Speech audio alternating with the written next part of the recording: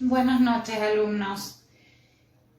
Hoy vamos a ver de la materia Trabajo y Sociedad aplicado a la Economía y Administración 2, la guía número 1 que corresponde al primer semestre, que trata de investigación de mercado. Vamos a ver el trabajo práctico número 9. Les aconsejo que tengan a mano la guía porque vamos a ir viendo las preguntas y las vamos a resolver en la pizarra y después les doy un tiempito para que copien. Tratemos de que sea la clase lo más interactiva posible, de participar, por eso les pido que tengan la guía a mano, por si tienen que buscar alguna respuesta en la teoría que tienen antes del trabajo práctico para que puedan leerla y contestar las preguntas. La primera pregunta del práctico dice: ¿cómo es la naturaleza del muestreo en las actividades cotidianas y por qué? Entonces, trabajo práctico número 9. Hoy es 5 de mayo y la materia es Trabajo y Sociedad aplicado a la Economía y Administración 2. Si nos remontamos al principio de la teoría, en lo que se refiere al trabajo práctico número 9, empieza nombrando qué es el diseño de la muestra y nos dice que normalmente la gente opina sobre ciertas cuestiones a partir de una información que tiene que no es suficiente, que es escasa.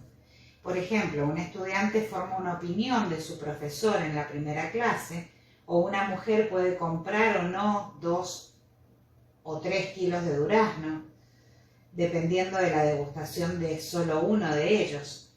Estos ejemplos nos dicen que la naturaleza del muestreo es intuitiva en las aplicaciones cotidianas, porque es imposible, es inconveniente o a veces es demasiado costoso determinar cada partida de la población. Analizar, por ejemplo, en el caso de los duraznos, que decía que una persona prueba un solo durazno y compra 2 o 3 kilos, es casi imposible probar los 3 kilos de duraznos antes de comprarlo. Entonces nos guiamos por la intuición. La respuesta entonces a la primera pregunta, ¿cómo es la naturaleza del muestreo?, es intuitiva. No me vayan a copiar tal cual como dice la guía, que dice ¿por qué es imposible mediar cada partida? Porque no se puede analizar todas las opciones, no se pueden analizar todas las posibilidades. Es demasiado costoso, es inconveniente o es imposible. Entonces, porque no se puede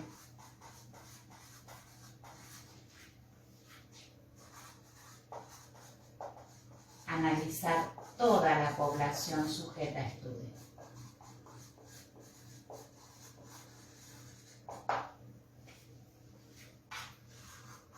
Recuerden que cuando van a responder el cuestionario de Google, tienen que poner lo más corto posible, lo más sintético, lo más resumido, porque la mayoría de ustedes lo hace con el teléfono.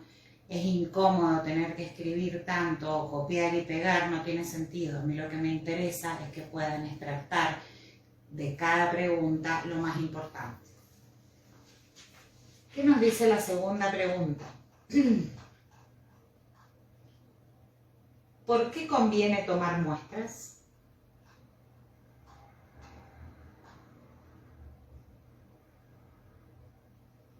Y nos conviene tomar muestras porque en realidad, ¿qué nos está preguntando? ¿Por qué tomamos un muestreo? ¿Por qué hacemos una encuesta a algunos alumnos de todo el CENS, a 2 o 3 alumnos por curso, a algunas personas que van caminando por la calle, a algunos parientes que visito? ¿Y por qué no le pregunto a todo el mundo? A eso se le llama muestra, a la porción de la población que yo voy a analizar y que elijo para hacerle la encuesta. Entonces conviene tomar esas muestras porque es menos costoso, porque es más rápido recolectar los datos y porque a veces son más precisas. Cuando yo tomo una muestra, cuando elijo unas pocas personas, el resultado es más preciso. Entonces, porque es menos costoso, más rápido y más preciso.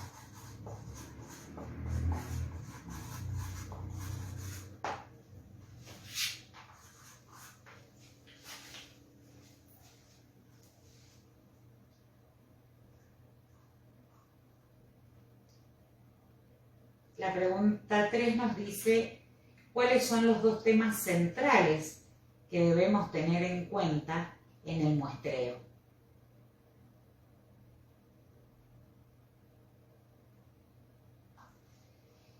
Y hay dos grandes títulos que tenemos que analizar para saber cuál va a ser nuestra muestra, cómo vamos a aplicar nuestro muestreo. Esos dos temas centrales son, en primer lugar, el tamaño de la muestra. ¿Qué tan grande va a ser nuestra muestra? ¿De cuántas personas estamos hablando para incluir entre la gente que va a ser encuestada? Y por otro lado, los procedimientos de muestreo.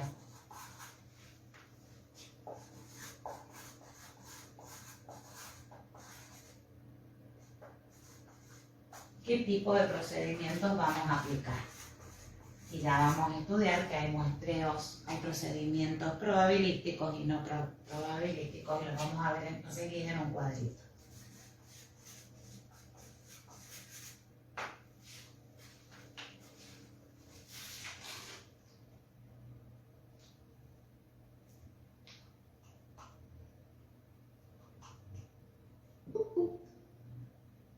La pregunta 4.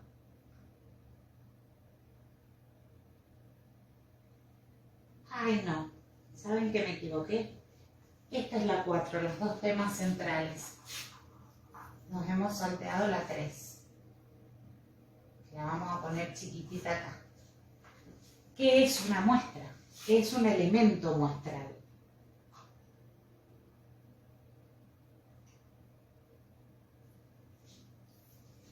Una muestra, habíamos dicho, vamos a suponer que el CENS es toda nuestra población a la que tendríamos que encuestar llegada la hora del microemprendimiento para saber cuáles son los deseos, las necesidades que necesitamos satisfacer para todo el público que va a asistir a la muestra, a la feria de microemprendimiento. Y la muestra es elegir algunas personas dentro del CENS.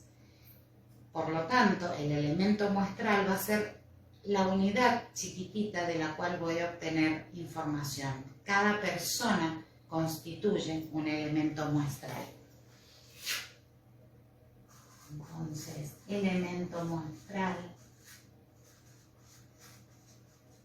es la unidad de la que extraemos información.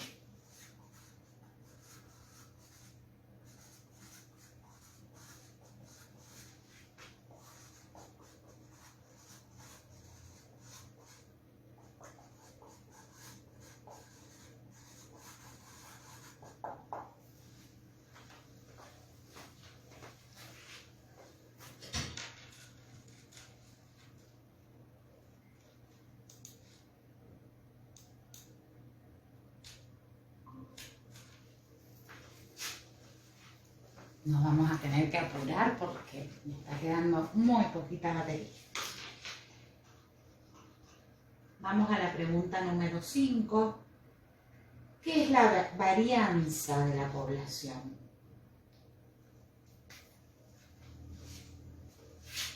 La varianza es un término estadístico que indica la dispersión de los valores alrededor de un promedio.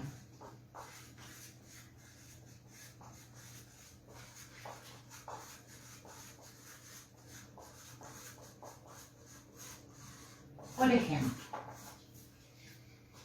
yo he evaluado a 5 alumnos. El alumno A se sacó un 7, el alumno B se sacó un 8, el C se sacó un 7,50, el D se sacó un 8,50 y el E se sacó un 4. El promedio, generalmente entre los 5 alumnos, va entre 7 y 8, pero este es el distinto, el que tiene una nota que no tiene nada que ver con las anteriores. Allí es donde nosotros vamos a determinar cuál es la dispersión, cuánto se dispersa ese valor con respecto a los promedios anteriores.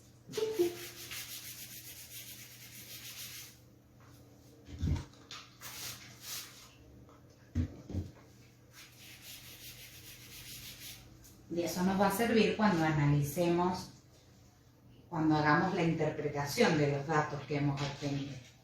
Una de las formas es a través de la varianza. Vamos con la siguiente pregunta. ¿De qué tipo pueden ser los procedimientos de muestreo?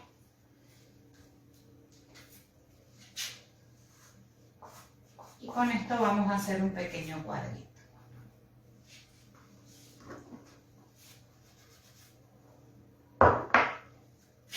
Hay dos grandes tipos de procedimientos de muestreo.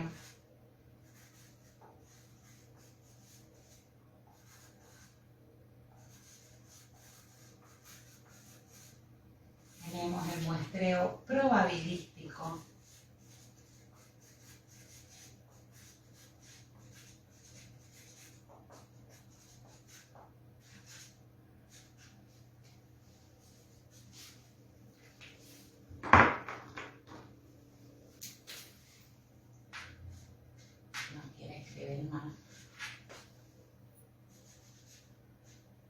y el muestreo no probabilístico.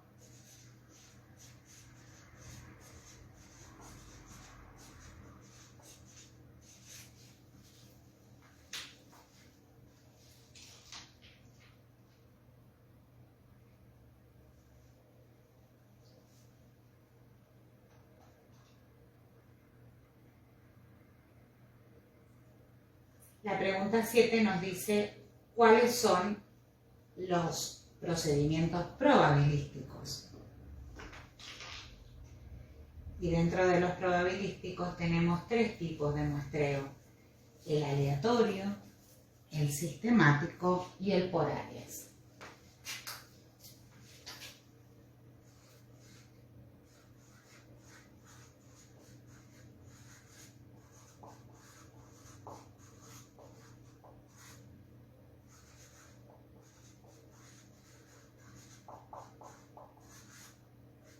Ya vamos a ahondar un poco más en cada uno de estos.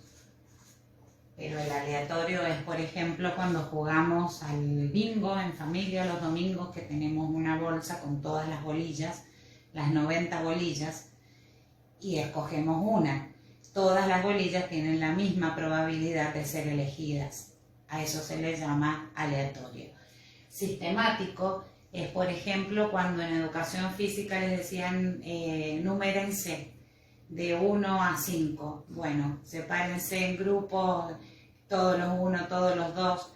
Es decir, que vamos a ir 1, 2, 3, 4, 5, 1 nuevamente. Vamos a tener un sistema.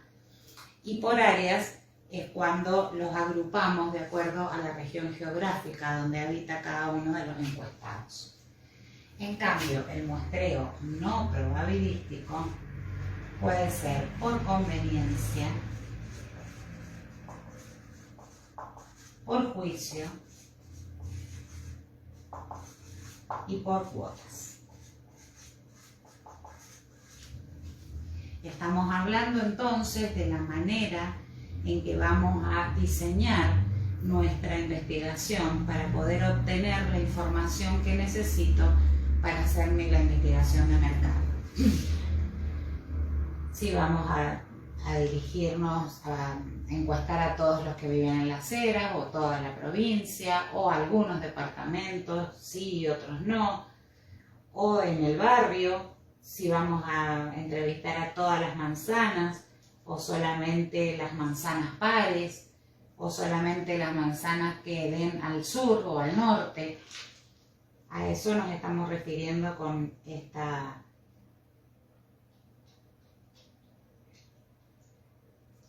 este tipo de muestreo.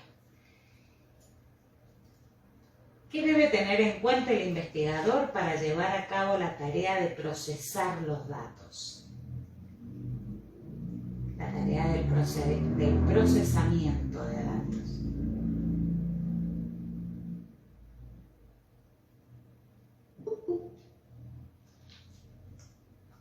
Tiene que tener en cuenta 3 cosas. En primer lugar, la edición, cómo va a editar los datos, cómo los va a volcar en una planilla.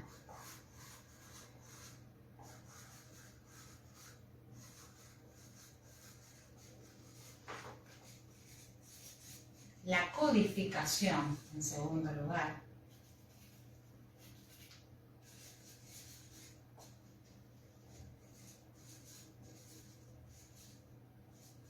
Y la elaboración de códigos.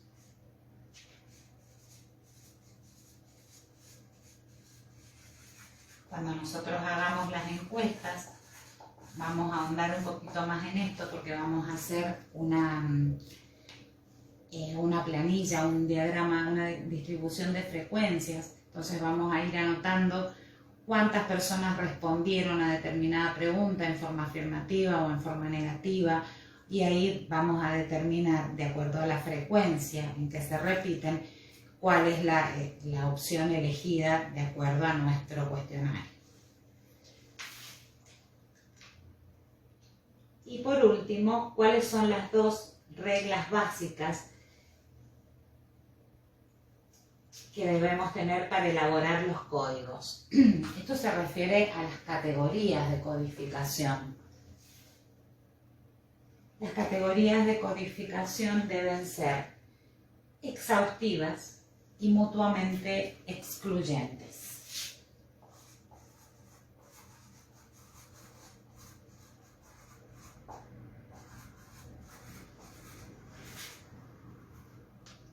Las categorías entonces de codificación deben ser exhaustivas, que no debe faltar ninguna, deben estar todas las categorías. Por ejemplo, cuando yo les decía que si había un emprendimiento que se quería dedicar a hacer empanadas, tenemos que poner todas las opciones de las variedades de empanadas que yo voy a realizar, exhaustiva. Si van a haber de verdura, de choclo, de carne árabe, de cebolla, de roquefort, todas, absolutamente todas las variedades enumeradas. Y mutuamente excluyentes.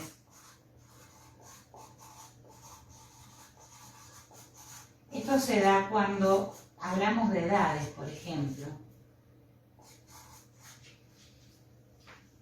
Por ejemplo, si yo les digo que marquen con una cruz en qué rango de edad se encuentra determinada persona. Y yo les escribo, los que tienen de 0 a 18 años, los que tienen 18 a 25, los que tienen 26 a 40.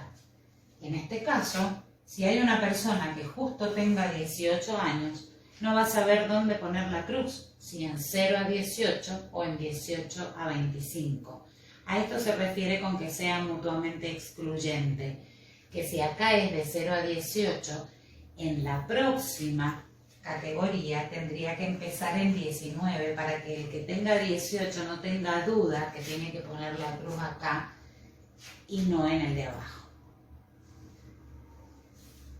Eso sería todo entonces el práctico número 9, chicos. Revisen antes de enviarlo y los que han dado el presente hoy en el grupo, envíenlo y los espero acá para corregirlo.